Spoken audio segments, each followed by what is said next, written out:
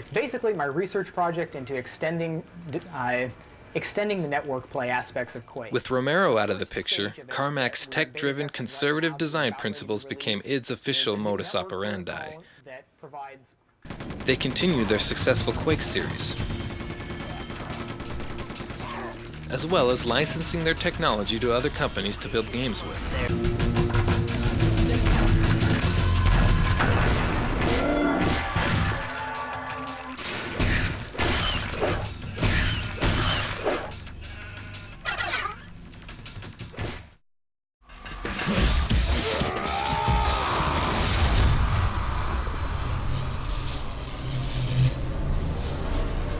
With Quake 3 in 1999, id didn't even bother with a traditional single-player mode. Instead, they focused everything on crafting the perfect competitive multiplayer arena game. They wouldn't release another game until 2004.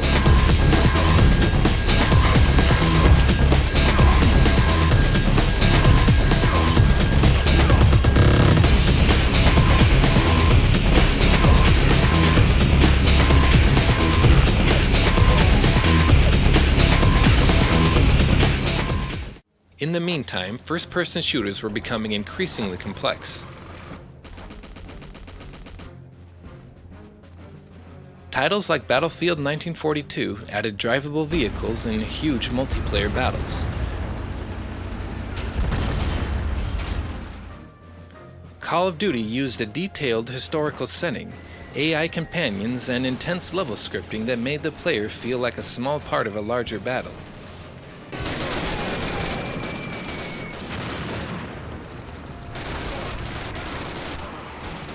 In comparison, the abstract simplicity of Quake 3's space dungeon death matches was beginning to look decidedly old school.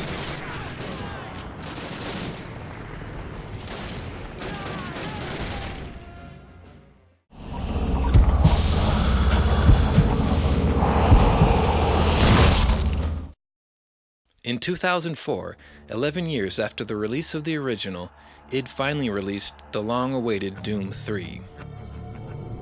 Welcome to Mars. First time? You can just leave your bag there. I'll have it sent up your quarters. Doom 3 was another graphical benchmark for computer games, with gorgeously detailed textures and frightening and atmospheric levels. I'm gonna need you to grab some armor and secure your pistol. While Doom 3 included NPCs and a scripted storyline for the first time in its history, the rest of the design, however, was still rooted in the past, complete with the standard inventory of pistols, shotguns, plasma rifles, and chainsaws, used against updated versions of the enemies from the original Doom, which, like the original, often sprang out of closets after the player unwittingly activated an invisible trigger. Monster closets, as they're called, were good for cheap thrills, but were seen as a dated design element emblematic of its overall traditional blueprint for the game. Innovation seemed to be only expressed by the number of pixels John Carmack's graphics engine was able to push. While Doom 3 was both financially and critically successful, 2004 was a difficult year for any first-person shooter to stand out when compared to the juggernaut that was Valve's Half-Life 2. Not that I wish to imply you have been sleeping on the job. Lamar has gotten out of her crate again. Half-Life 2 won 39 Game of the Year awards. Let me get a look at you, man. My God, you haven't changed one iota. How do you do it? Now let's see. id was also facing more competition in the tech licensing arena. While the Doom 3 engine was licensed for several high-profile games, including a Quake sequel from longtime id collaborator Raven Software, it was far less in demand than the previous engines, due in part to the continued evolution of Epic's Unreal technology, which was winning more and more fans in the development community.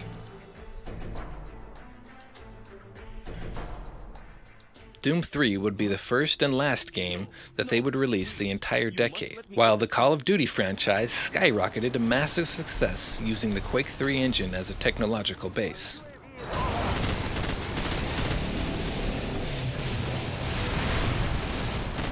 In 2007, id announced their next game, A new franchise using the next generation of graphic technology, id Tech 5. I know what you want, Forgotten Man, but I have to tell you, you have a long road ahead of you.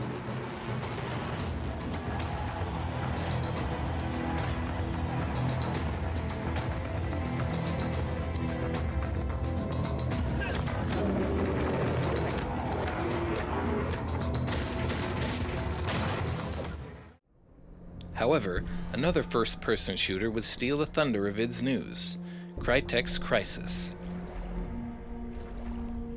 The powerful CryEngine 2 could render vast open worlds in gratuitous detail, down to the crabs scuttling along the beach.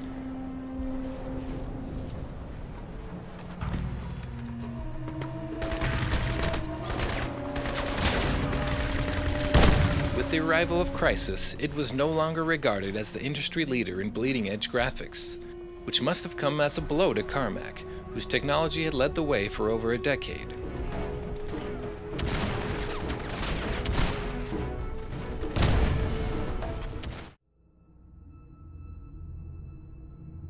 In 2011, id Software, along with new owner ZeniMax Media, released Rage.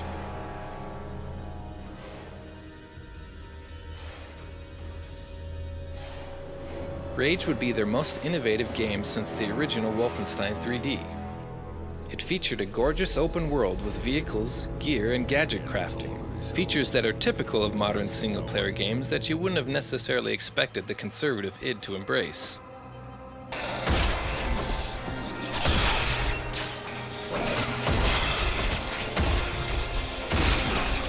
Carmack had finally seen the need to innovate at id, but was it too little too late? The apocalyptic wasteland of Rage is beautifully realized, but some have noticed how textures look quite bland up close, while shadows seem to be baked into the landscape rather than dynamically rendered. PC players also faced a myriad of graphical glitches and driver issues, some that have yet to be officially patched. Take a look back at last year, we finally did ship Rage. It was a long time coming. Obviously, there were some flaws with the game, some of which were obvious and easy to look at in retrospect. But the biggest thing that I want to apologize to all of you here especially is how badly we did on the PC space. There's really no... yeah. I mean, there's no... Rage was also criticized for being too similar to the 2009 Gearbox Software game Borderlands, which had a similar art style and gameplay design.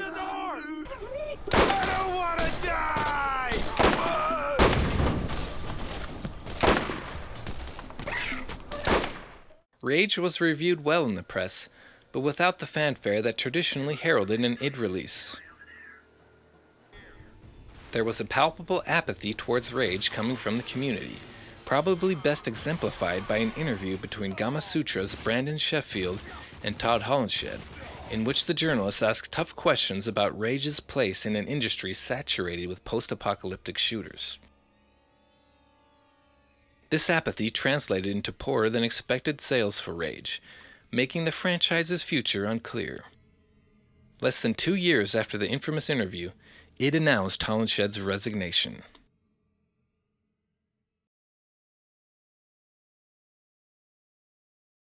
While John Carmack had first hoped that id Tech 5 would be widely embraced by the development community, it has been announced that it will only be used on franchises within the Bethesda publishing family, the upcoming Wolfenstein reboot,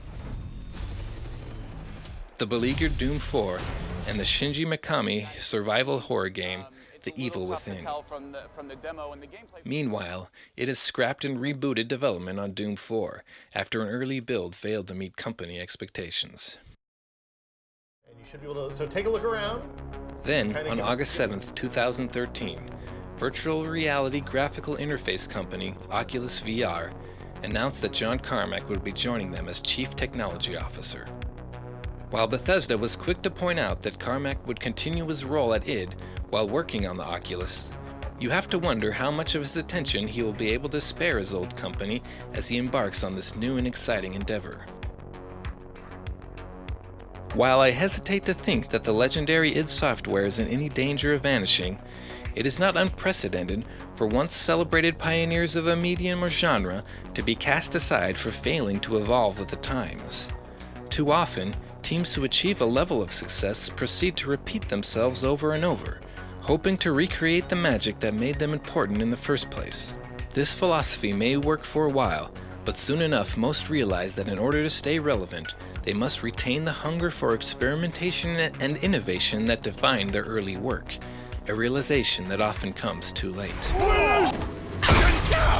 Everyone get back! Despite John Romero's and Daikatana's many failings, it is difficult to ever accuse him of playing it safe. One can only wonder what might have happened if the two Johns were able to work out their differences and continue to balance Carmack's technical brilliance and conservative ethos with Romero's enthusiasm and ambition for design. The company that created PC gaming as we know it might be in a very different place right now.